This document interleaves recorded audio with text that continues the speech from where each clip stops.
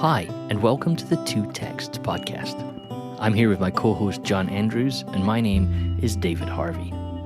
This is a podcast of two friends from two different countries, meeting every 2 weeks to talk about the Bible. Each week we pick one text to talk about, which invariably leads us to talking about two texts, and often many more. This season we're taking a long, slow journey through the book of Acts to explore how the first Christians encountered the disruptive presence of the Holy Spirit.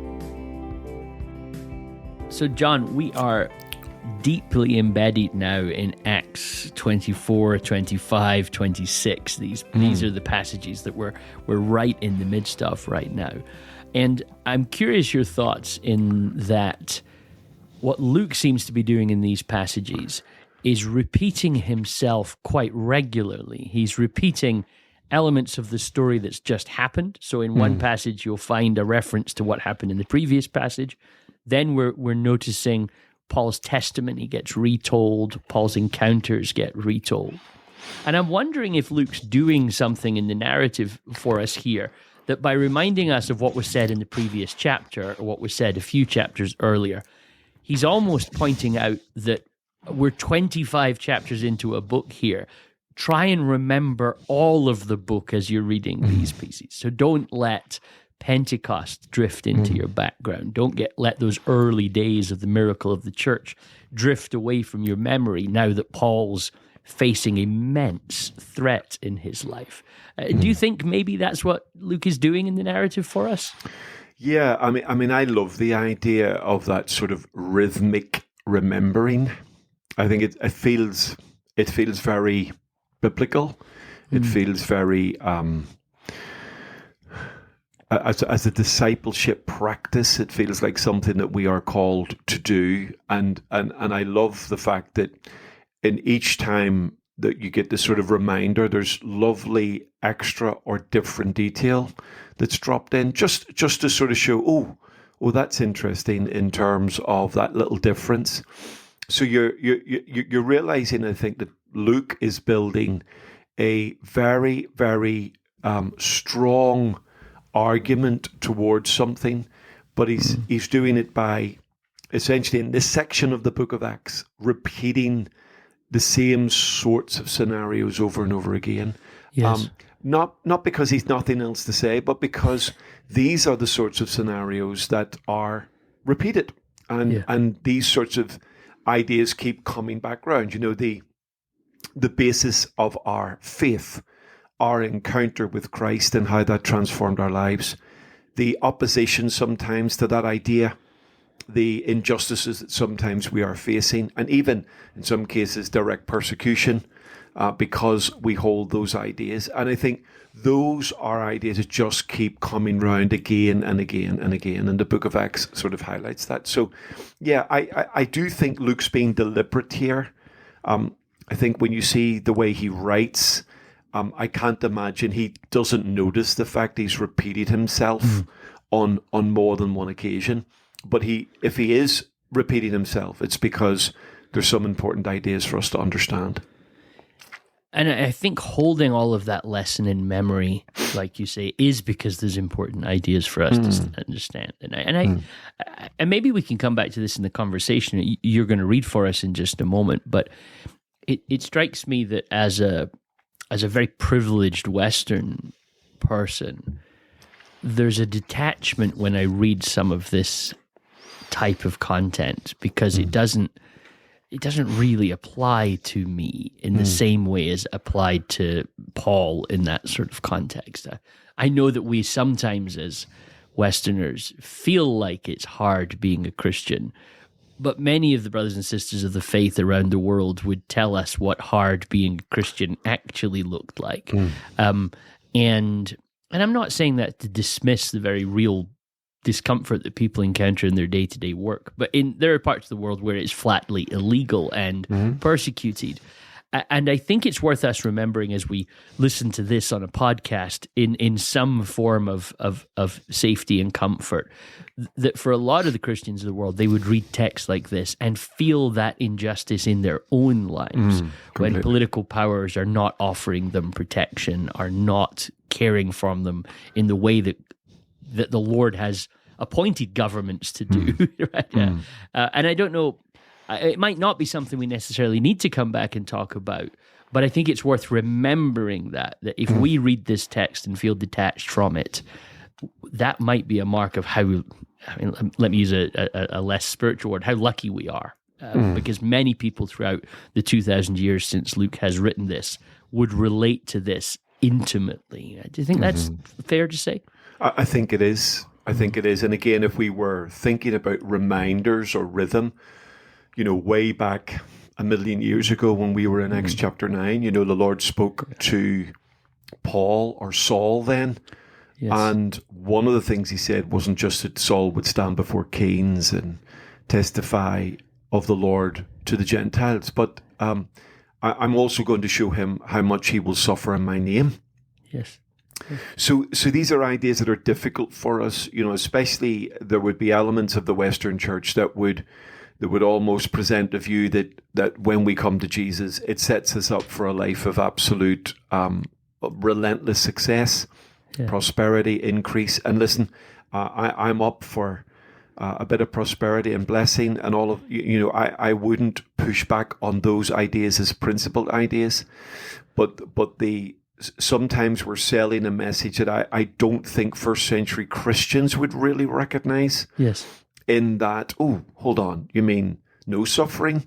You mean we're not going to be persecuted? You mean we won't have a hard time and we won't always get what we want? And I think we have to be careful that we're not confusing our cultural expectation and experience with a theological and biblical framework for our lives. I think the Bible shows both prosperity and persecution. The Bible shows both success and suffering. And I think we've got to be careful how we read it. You cannot read the book of Acts and not engage with this cycle of pressure and suffering, as well as the absolute clear and apparent growth and success of the church. But not necessarily growth and success as we would comfortably define it today in certainly our 21st century Western world. I think we just got to be careful how we're engaging with those texts. Yes. No, I think that's a great word, John. I think it's a great word. And so, do you want to read? I would love to read. I just love reading the Bible. So, any opportunity, I love to do it. So, here we go. Acts chapter 25. And of course, for our listeners, it's just a wee reminder. We've had this little end of 24 handover moment. So let me just read verse 27. When 2 years had passed, Felix, so he's the guy who's been dealing with Paul before, was succeeded by Porcius Festus. But because Felix wanted to grant a favor to the Jews, he left Paul in prison. And that's pretty significant little handover moment. So it says this, chapter 25, verse 1. 3 days after arriving in the province, Festus went up from Caesarea to Jerusalem, where the chief priests and the Jewish leaders appeared before him and presented the charges against Paul. They requested Festus, as a favor to them, to have Paul transferred to Jerusalem, for they were preparing an ambush to kill him along the way. Nothing really has changed, right? Festus answered, Paul is being held in Caesarea, and I myself am going there soon. Let some of your leaders come with me, and if the man has done anything wrong, they can press charges against him there. After spending 8 or 10 days with them, Festus went down to Caesarea. The next day he convened the court and ordered that Paul be brought before them. When Paul came in and the Jews who had come down from Jerusalem stood around him, they brought many serious charges against him, but they could not prove them. Then Paul made his defense. I have done nothing wrong against the Jewish law, or against the temple, or against Caesar. Festus, wishing to do the Jews a favor, said to Paul, Are you willing to go to Jerusalem and stand trial before me there on these charges? Paul answered, I am now standing before Caesar's court where I ought to be tried. I have not done any wrong to the Jews, as you yourself know very well. If, however, I am guilty of doing anything deserving death, I do not refuse to die. But if the charges brought against me by these Jews are not true, no one has the right to hand me over to them. I appeal to Caesar. After Festus had conferred with his council, he declared, you have appealed to Caesar. To Caesar you will go. It's quite the dramatic line, isn't it? It is. It is. It's absolutely. It sort of leaves you on a bit of din din din. Yes, exactly. Yeah. Exactly. So fascinating turn in this story, obviously leading up to this appeal to Caesar, which will send Paul sort of further into the political system. But maybe we get to that in a moment. I was struck by something, John, just thinking about hatred. That it's verse 27 of chapter 24 that we looked at last time. But when 2 years had passed, Felix was succeeded by Festus. But Felix wanted to grant a favor to the Jews. He left Paul in prison.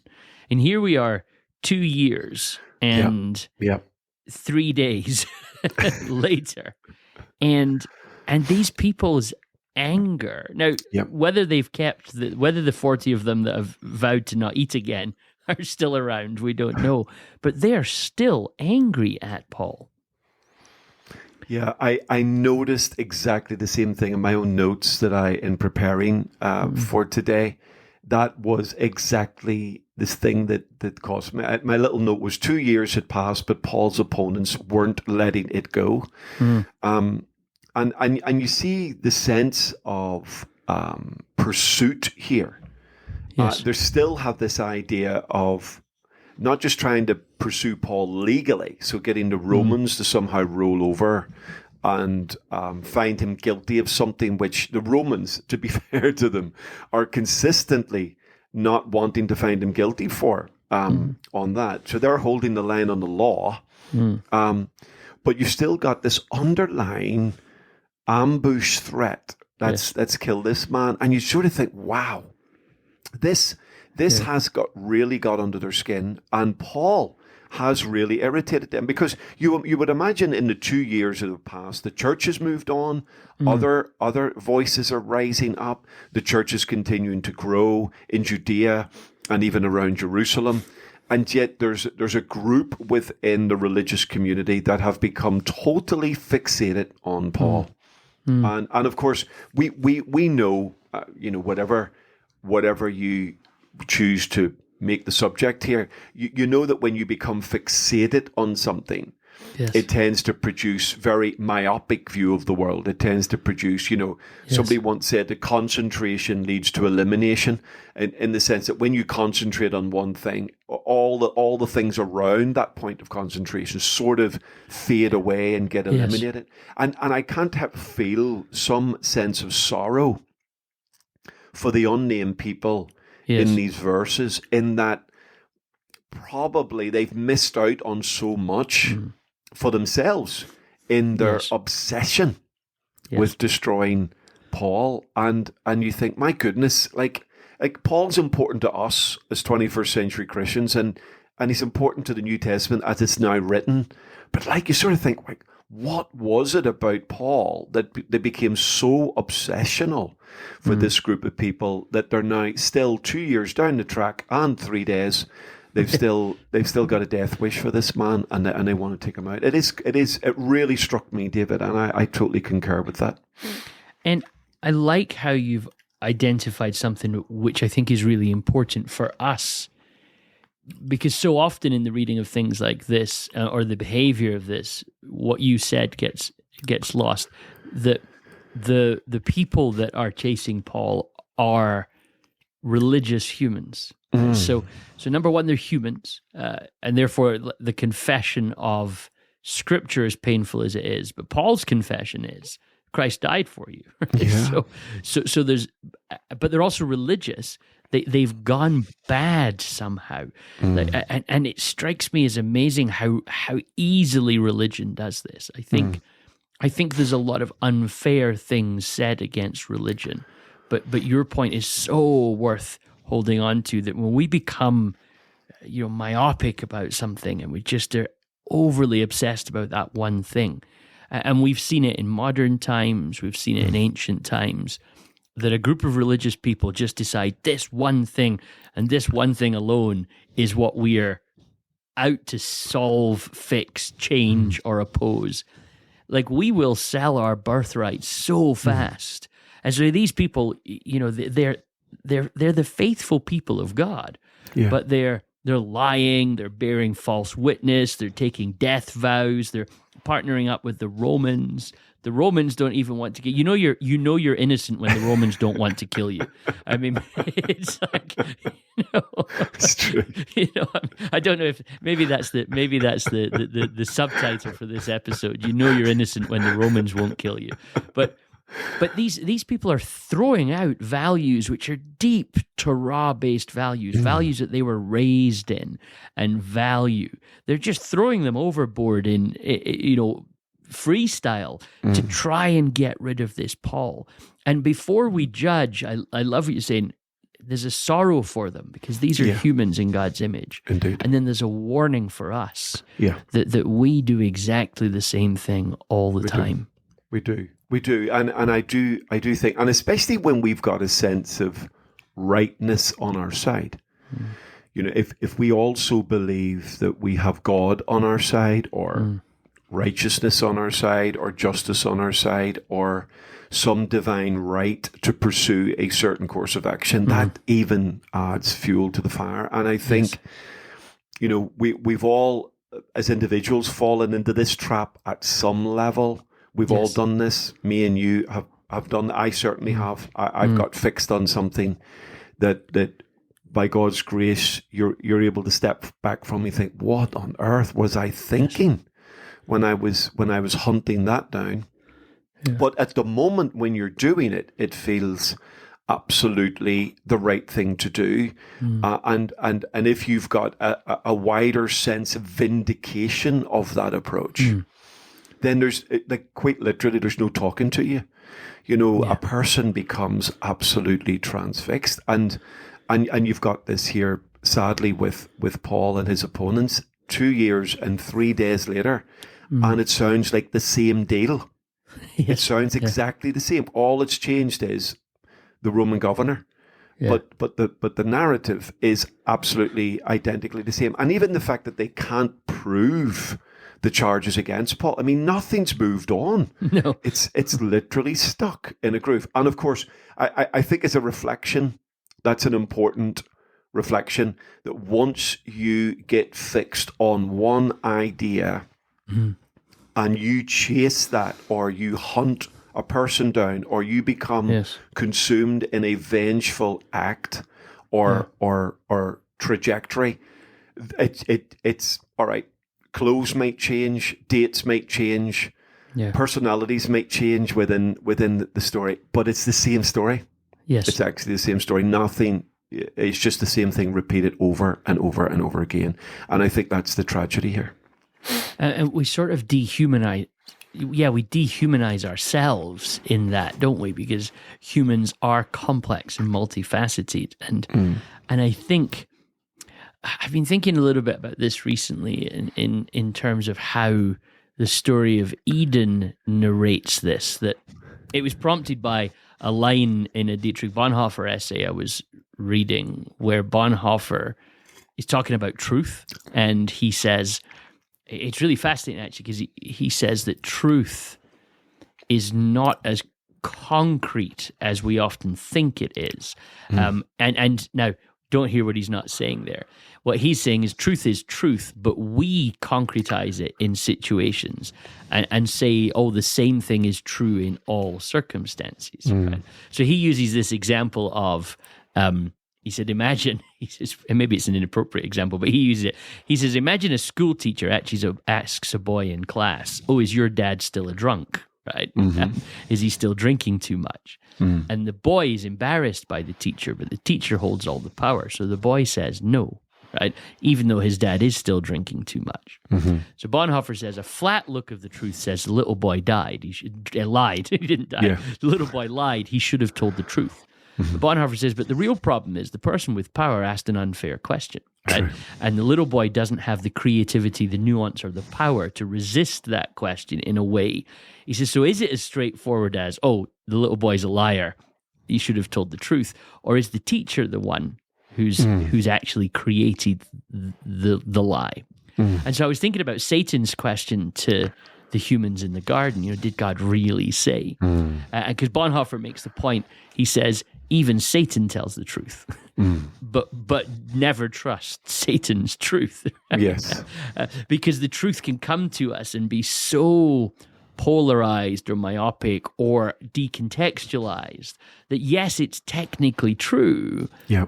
But things are way more complex than this, Yeah. And I think this is what I feel in these texts, that there's a level of which you can see how these opponents to Paul, you can see how they think we're doing what's right here. We're doing, but their world has become so narrowed that they are, and I say this in quotation marks, their truth has inadvertently become a lie. And this is the great trick of the devil from Eden onwards, is to actually use truth in a deceitful way. Forgive me if I've not explained that well, but no, I'm still processing it myself a little bit. So good. No, it's so good. And I think then as we move further into the story, and you get this dramatic moment of appeal to Caesar, I part of me wonders, is Paul, after 2 years and 3 days, just so frustrated? Yes, possibly he understands the threat is still there to kill him. But as Paul has already said, he's not afraid to die in one respect. But he doesn't want to die aimlessly or in futility. And he seems, he's held out for the new governor. The new governor's come along, and the new governor, Festus, sounds just like the old one, Felix. Yeah. And Paul perhaps feels, that there's a sense in which, I suppose, like the little boy in the classroom, Paul almost feels, I'm cornered here. There's only one way to get out of this never-ending repeat scenario, because it doesn't feel like the Roman authorities are going to defend me properly and actually declare once and for all this man is not guilty of the crimes he's been accused of, and actually sort of get out of this. And I do feel a sense of Paul's desperation. I love what Paul says, David. I'd love it. Before we get to the appeal, I'd love to sort of for you to reflect on this. Paul, when he's defending himself, has a particular order. I don't know if you noticed it in verse 8. He says, I have done nothing wrong against. Now look at the order. And I thought this is really interesting. The Jewish law, the temple, or Caesar. And the first wee thing that sort of struck me, like, sometimes you hear a bit of a sentence and you think, oh, that's just brilliantly put. But Paul seems to be almost putting this in order in which they came. The Jewish law, the Torah came first, then the temple, then Caesar. And it's almost like in quoting them in order, he's even maybe giving them a sense of priority. So now, again, could be overcooking that, but he says, I haven't done anything wrong against the Torah, Jewish law. I haven't done anything against the temple, the place that is regarded as the residence of the Lord on earth. And I haven't done anything against Caesar. And it's interesting that he highlights those three things separately. Now, I know the temple might relate to the events of the temple that happened earlier on. But I was quite struck by that defense of Paul, where he highlights those three things. He could have just said, I haven't done anything that's worthy of the punishment. But he highlights the three areas in particular: Torah, Jewish law, temple, and Caesar. And I thought that was a striking trilogy of defense that Paul makes of himself. Yeah. And it's interesting that the softening of the language, where the English translations go with, I've done nothing wrong. But the language actually speaks more to sinning as well, doesn't it? Yeah, indeed. I have not sinned. I have not, and I think it's interesting. I've just again been thinking about this just recently. That one of the things I hear us do quite a lot with the language of sin is read a sort of Greek notion of sin, which means missing the mark, onto a biblical theology of sin. And I'm of the opinion that the Old Testament notion of sin is actually what's defining how the New Testament writers think about sin, this nature of the broken fracturing of our relationship with God and his world. And you see here in this text, because we as Westerners think of sin as missing the mark, almost the English translations don't use the word sin here because it wouldn't sort of make sense. For Paul to say, I've not missed the mark against the Torah, the temple, or Caesar. But if you think about Paul carrying a Hebraic notion of sin, this notion of the fracturing of all that's good, it's quite a stunning statement for Paul, not only to say this in the order that you've, I think it's really important to spot what you've spotted there, but to actually then think of what it means for him to say, I have not sinned against these things, including Caesar. So Paul, you get this insight into Paul that he's going to use a theologically heavy word like sin, but reference it to Caesar. And it's like we would understand quite quickly, I've not sinned against the Bible, I've not sinned against the church. But what would it mean for us to say that of, not the politician that we like, but the ones that we don't like, the ones that we don't approve of, to actually, for Paul to be able to say, I have lived my life correctly. That's not to say that Caesar doesn't have a problem with Paul. Paul himself, has reacted and acted in such a way. And I think that ordering of things speaks to Paul's priority, I think. You're right, it speaks to the sequence that he encounters the problems. But I also think if you asked him to put those things in order, he would probably choose that order as well. But it's interesting that Caesar's in there. And a rabbi like Paul, Pharisaically trained, would still say, I haven't sinned against him. So I think it's a fascinating verse. I'm really glad you brought that up. I think your insight there is just brilliant. I hadn't quite seen that in that way, to be honest. And I just read it in my English text and hadn't looked at it in the Greek text. Just had a look at it while you were talking, and it's absolutely outstanding illustration, insight into that. And this is probably the strength of Paul's own feeling towards it. I haven't transgressed against any of these things. I haven't. It's beautiful. I'd never quite seen that before, David. That is lovely. I really like that. And maybe it's partly based on that confidence. Then he appeals to Caesar. If he feels, I have not transgressed, I have not sinned against Caesar, then I'll make my appeal to Caesar.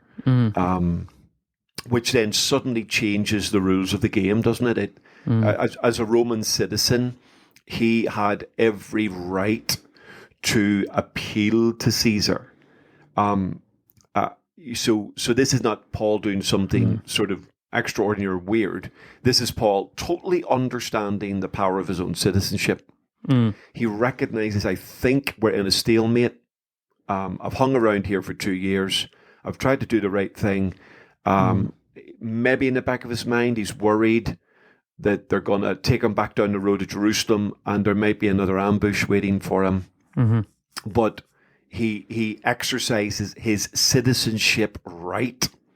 And suddenly now he elevates the rules of the game in that it's out of Festus's hands.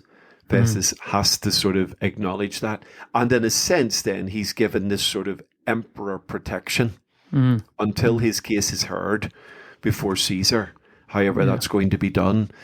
Paul actually calls upon the might of Rome to ultimately protect one of its own, which is quite a cool little juxtaposition. I do quite like this idea of this sort of absolutely 100% lock and load Jewish man, follower of Jesus, making the most of Roman might to protect him and look after him.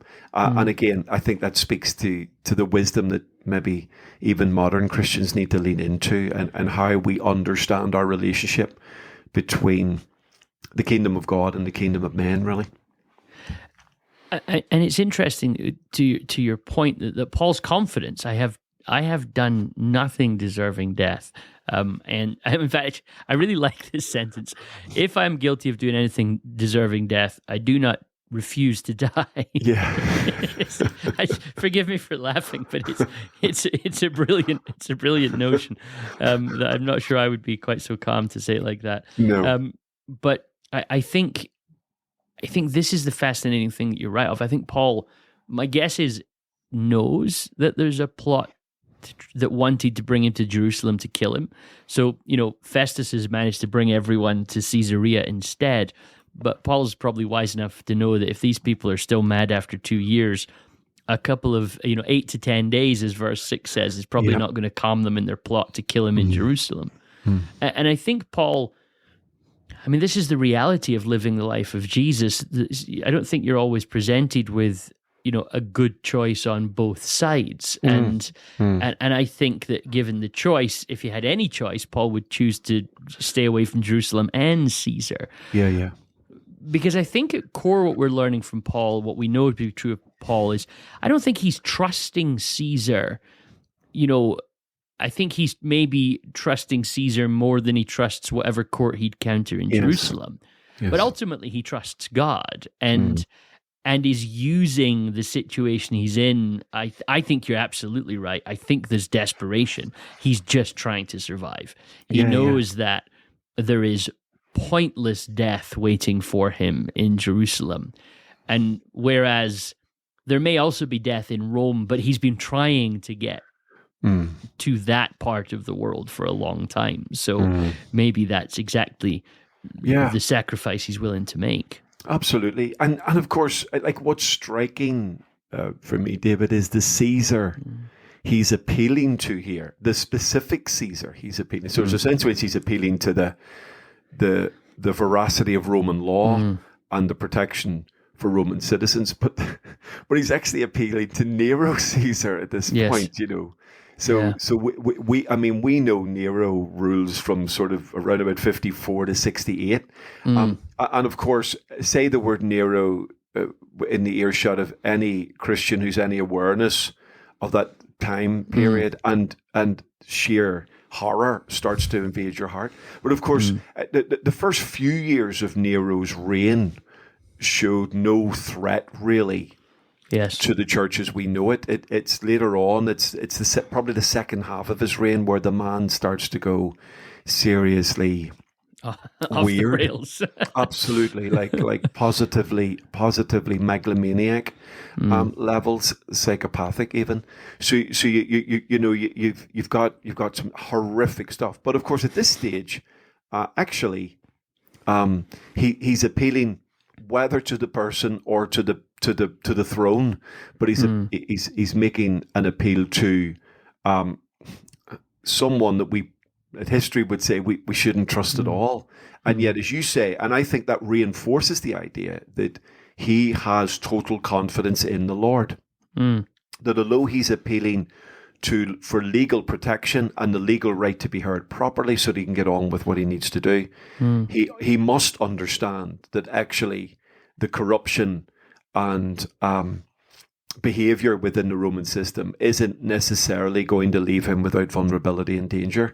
So I think in appealing to Caesar, he's also expressing profound trust in the Lord at that point. And of course, I think ironically, we would generally accept that the Nero that he's now appealing to will be under his hand that Paul eventually does lose his life. I think most of us accept it happens within Nero's reign. Yes. So there's a wondrous providential tension here that's within this conversation. He's appealing to someone who will eventually kill him, and yet he's trusting the providential care of God within a less than perfect system to help him. Wow, that's a serious tension to manage right there. It draws my thinking to just a little passage in Jeremiah. There's 3 lines in Jeremiah 17 that I wonder how. I'm pretty certain Paul has memorized, but verse 5 of Jeremiah 17: "Cursed is the one who trusts in humans, who draws strength from mere flesh, and whose heart turns away from the Lord." Right. So you have that. There's a bad way to live. And then verse 7 is, "Blessed is the one who trusts in the Lord, whose confidence is in Him." And then, of course, a really famous passage, verse 9, the heart is deceitful above all things and beyond cure. Who can understand it or who can know it? And as you've been kind of reflecting with me on this past passage, it's funny how that little passage in Jeremiah 17 almost works as a commentary on this, that you've got one group of people, the people of God, trusting in the Roman political system because they've become overly focused on someone who ironically is serving the same God, albeit there's a disagreement going on there. And this one in the middle is trusting in the Lord. And here we are talking about Paul as blessed years later, despite the story. But that little warning in the middle that echoes to us about what this whole passage perhaps does to us in our own hearts, the heart is deceitful, and only the Lord knows it. And you see it so clearly in this passage that good people get so easily drawn away into doing bad things. And may we be like Paul, to just keep trusting God in the midst of that, to keep our wits about us, both from the threats that come to us from externally, but also from within our own hearts. And I can't help but just think that line, verse 7, blessed is the one who trusts in the Lord and whose confidence is in him, is exactly where we leave Paul at the end of these verses today. So that's it for this episode. We know that there's always more to explore, and we encourage you to dive into the text and do that. If you liked this episode, we'd really appreciate it if you rated, reviewed, or shared it. We also appreciate all of our listeners who financially support the show, sharing the weight of producing this podcast. If you'd like to support the show, visit twotexts.com. But that is all for now, so until next time, from John and I, goodbye.